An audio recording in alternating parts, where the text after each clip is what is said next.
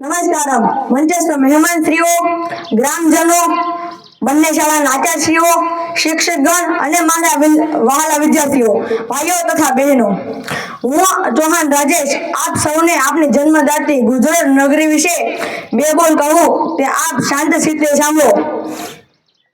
પરમ કૃપાળુ પરમાત્માની અવિરત કૃપાથી અહો ભાગ્ય પામેલ ભૂમિ, શેલ, સરિતા, સમુદ્ર અને અરણ્ય રૂપી ચાર ઈશ્વર નિર્મિત કલા, સ્થાપત્ય, સાહિત્ય અને સંસ્કૃતિ રૂપી ચાર માનવ સર્જિત અષ્ટભુજામય અંબાસ્વરૂપ ભૂમિ એટલે ગુજરાતની ભૂમિ. સહ્યાદ્રીથી ભુજો અને પાવાગઢથી ગિરનારની કોતરોના સંતો અને અવધૂતોની ભૂમિ એટલે ગૌરવ ધરા ગુજરાતની ભૂમિ. દ્વારકેશના પરમ ચૈતન્ય સમયે આ દેવભૂમિને જાણવા અને ગુર્જરોના ધબકતા હૈયા ને ઝબકતા જનજીવનથી અલંકૃત આ દેવભૂમિને જાણવા તો સુદામાના પ્રેમના તાંદોલની પોટલી ખોલવી પડે. આજે પણ આપણે જેને માનીએ છીએ, આજે પણ આપણે જેને સમૃદ્ધ અને સર્વોત્તમ છીએ એવા આદિ કવિ નરસિંહ મહેતાના પ્રભાતિયા, પ્રેમાનંદની આખ્યાન, અખાના છપ્પા, મીરાના ભજન, ચારણોના દુહા છંદ અને ભોજા ભગતના ચાપખામાં આજે પણ ગુજરાતનું અનન્ય સંગીત ધબકે છે.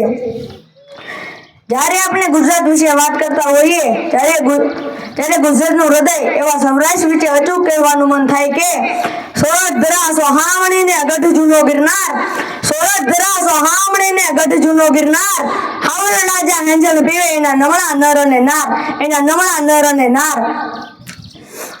હા મિત્રો, આ પ્રાંતની તો વાત જ નિરાળી છે. અહીંના રીત રિવાજ, ધર્મ બધામાં વિવિધતા એકતા ધરાવે છે. ત્યારે કહેવાનું મન થાય કે કૂવો એક ખોદો ને આખી સરિતા નીકળે, કૂવો એક ખોદો ને આખી સરિતા નીકળે, રાજા જનક જેવા હાંગે તો આજે આ ભૂમિમાંથી માતા સીતા નીકળે. હા મિત્રો, હકીકત છે કે અહીંથી જન્મનાર કહે છે આ માટીમાં જન્મ્યો, આ માટીમાં જીવીશ, આ માટીને જીવાડીશ, આ માટીને ઉગાડીશ, આ માટી મારી કાયા, આ માટી મારી માયા, આ માટીમાં જન્મ્યો, આ માટીમાં ભલીશ. અને અહીંથી જનાર કહે છે ભલે શ્વાસમાં તેની સુગંધનો દરિયો ફરી મળે ન મળે.